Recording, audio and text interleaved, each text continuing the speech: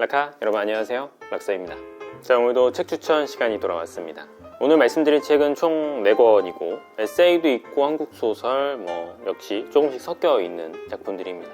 사실 매번 그렇다시피 이제 읽은 지 최소 한 반년 가까이는 아닌데 3, 4개월은 지난 작품들이라서 조금 기억이 희미하거든요. 그래서 어느 정도는 제가 써놓은 것들을 바탕으로 이제 이야기를 해드릴 건데, 그렇다 보니까 조금 단편적인 감상이 있을 수 있다는 점 참고해 주시면 좋을 것 같아요. 오늘의 첫 번째 책은 소유정 작가의 세계의 바늘. 요거 이제 매일과 영원 시리즈죠. 민음사에서 나오는. 그래서 작가들을 대상으로 평론가, 소설가 여러 작가들을 대상으로 에세이 3문집을 내는 건데요. 이 책의 대표격이라고 하면 저는 역시 일기시대 문보영 작가의 작품이 생각이 나요. 그 작품이 너무 재밌어서 이 작품까지 사게 된 거니까. 제가 지금 좀 기시감이 이상하게 들어서 내가 예전에 이 책을 소개한 적이 있나라고 생각을 했는데 찾아보니까 막상 또 소개한 적은 없더라고요. 구매했을 때 이야기만 한 게 있고, 근데 왜 언젠가 한번 소개한 것 같지? 기분이 좀 이상하네. 이 책은 문학평론가인 소유정 작가의 에세이고요. 작품 앞면에 보이듯이 3개의 바늘이 그려져 있습니다. 작품 내부에 3개의 바늘과 관련된 에피소드도 들어가 있는데, 소유정 평론가가 이제 취미가 자수를 놓는 거라고 해요. 그래서 작품 내부 속에 자수와 관련된 내용이 상당히 많습니다. 그 자수와 관련된 경험들이나 이야기를 또 문학적으로 자신의 삶과 결부시켜서 같이 이야기를 해 나가시는 거죠. 제가 이 작품을 읽어봤던 이유는 평론가라는 직업에 대한 궁금함도 있었고, 평론가는 평소에 어떤 글을 쓸까가 좀 궁금했거든요. 사실 평론 자체가 궁금한 건 아니기도 했었고, 그래서 에세이답게 한 문학인의 글을 잘 읽어볼 수 있었고요. 다만 좀 아쉬운 점이라고 한다면 뒷부분에 이제 평론이 실려 있거든요. 소유정 작가가 직접 썼었던 평론들이 실려 있는데, 앞에서 쭉 이제 삼론들, 에세이들을 읽다가 뒤에 평론이 나오니까 조금 거리감이 느껴지는 부분이 있긴 하더라고요. 그런데 제가 좀 곱씹어서 그때 당시에는 아쉽다고 느꼈는데, 이제 곱씹어서 생각을 해보니까 평론이 나오는 게 어찌 보면 당연한 일 아닐까. 이건 역시 소유정 작가의 정체성이잖아요. 주 직업이기도 하고. 그래서 일상의 글도 있지만 자신의 평론가로서의 이야기 역시도 같이 책 속에 집어넣어야 좀 더 진정성이 있는 게 아닐까 라는 측면에서 생각해 본다면은 앞에 읽던 글이랑 아무래도 분위기가 많이 다르긴 하지만 어쨌든 이 에세이에 들어가야 할 이야기였구나 하는 생각이 계속 하다 보니까 들긴 하더라고요. 근데 평론에 대한 이야기를 하더라도 저는 그런 식으로 나아갔으면 어떨까 싶어요. 평론에 대한 자신의 생각이라든지 평론과 일상에 대한 어떤 연결점을 같이 이야기한다든지 자신이 생각하는 평론의 방향이라든지 약간 에세이스럽게 이야기를 끌고 나갔더라면은 마지막 부분이 잘 마무리가 되지 않았을까 생각은 들었습니다. 역시 이 작품에 대해서 제 짧은 감상을 읽어보면서 마무리하도록 하죠. 문학평론가 소유정 작가의 에세이 매일과 영원 시리즈 기획이 그러하듯 소유정 작가는 이 한 권에 자신의 사적인 것과 공적인 것을 가로지르며 뜨개질을 하는 소유정과 문학평론가 소유정을 오간다. 그러나 그녀의 두 가지 정체성은 별개로 나뉘어 서술되지 않는다. 각각의 정체성을 고유한 이미지로 표현하면서도 중첩 가능한 지점을 찾아 바늘코를 들이민다. 텍스트가 글과 직물이라는 뜻을 겸하고 있는 것은 우연이 아니다. 어쩌면 바느질하는 문학가야말로 두 가지 모두를 아우르는 최적의 조합일지 모른다. 이 책은 추천이냐 비추천이냐라고 할 때는 추천드리고 싶습니다. 그래서 한번 에세이 좋아하시는 분들이라면은 이 시리즈는 대체적으로 재밌게 읽지 않으실까요? 제가 전에 읽었던 일기시대 문보영 작가의 어떤 톡톡 튀는 위트라든지 엉뚱함이나 그런 맛은 좀 떨어지긴 하지만 어찌됐건 이 글은 소유정 작가의 글인 만큼 소유정 작가 스타일의 글들이 담겨 있는 거니까요. 특히나 자수를 하시거나 평론에 관심이 있으신 분들이라면 또 흥미있게 읽으시지 않을까요? 첫 번째 책이었고요. 두 번째 책은 카렐 차페크의 평범한 인생입니다. 제가 이 책을 일전에 추천을 상당히 많이 받았었어요. 카렐 차페크의 책을 평범한 인생을 읽어보시라는 말을.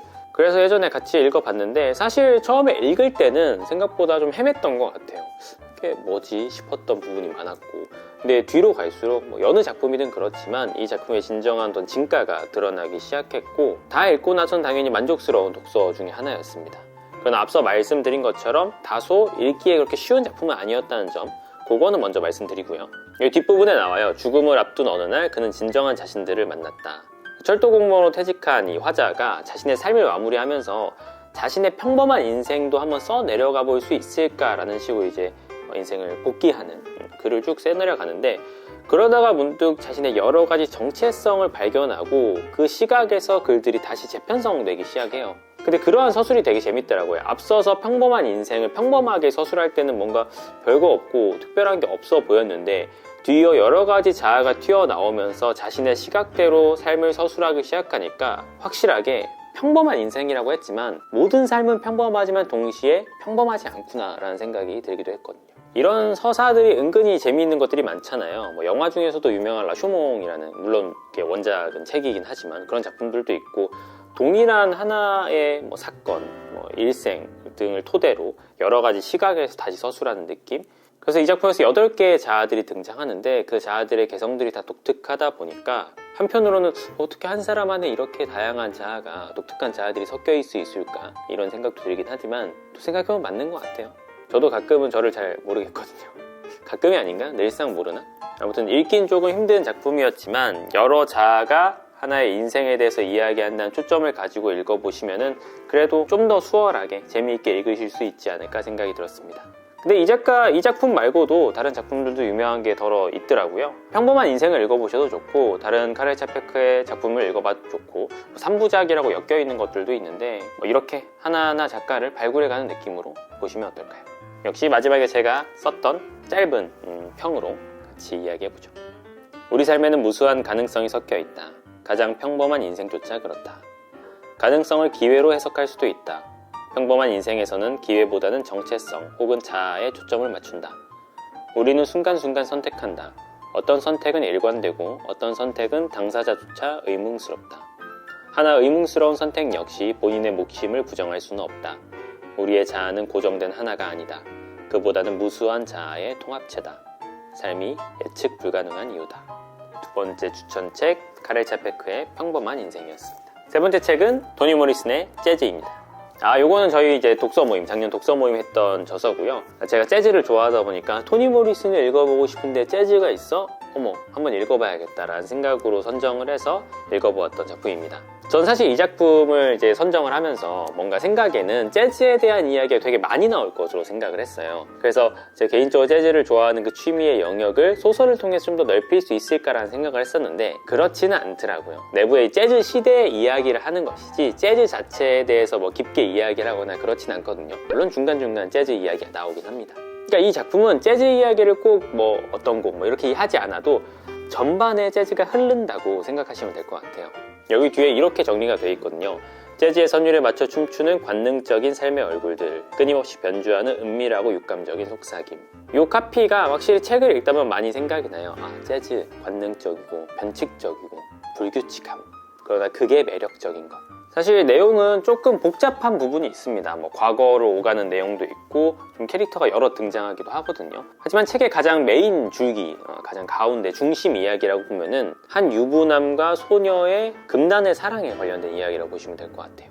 작품을 읽어보면서 이 남자가 소녀를 총으로 쏴서 죽이게 되는데 왜 그런 선택을 했을까? 그러면서 그 남자의 과거도 같이 보게 되고 또 그 남자의 불운한 약간은 미쳐 보이는 그 아내의 이야기 역시 같이 생각을 해보게 되는데 지금도 딱 이 작품이 어떤 작품이다라고 내용을 정리하기 아주 힘들 정도로 뭔가 복잡하게 여러 가지가 얽혀 있다는 생각이 들었어요. 정리하기는 참 힘들긴 하지만 화자의 독특한 위치나 글 자체를 통해서 보여준 어떤 즉흥성, 결국 그 전체가 구성적으로 재즈를 나타냈다고 보여지는데 그러한 지점이 문학적으로 읽는데 흥미를 느끼게 했던 것 같습니다. 제가 이 재즈라는 작품의 매력을 제대로 설명하지 못하고 있는 것 같은데 어쩌면 정말 재즈처럼 결코 이 쥐락펴락할 수 없는 멜로디 그 자체로 살아 움직이는 연주처럼 그 매혹적인 재즈 연주 속에서 저 역시 갈피를 좀 못 잡고 있는 게 아닌가 이런 생각이 드네요.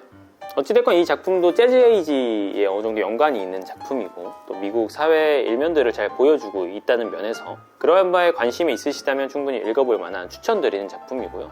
뭐 일단 토니 모리슨이라는 대문호, 어찌됐건 노벨문학상도 받고 상당히 좋은 작가니까 읽어보실 때 딱히 실망하시거나 안 좋다라고 말하기는 어려울 것 같습니다.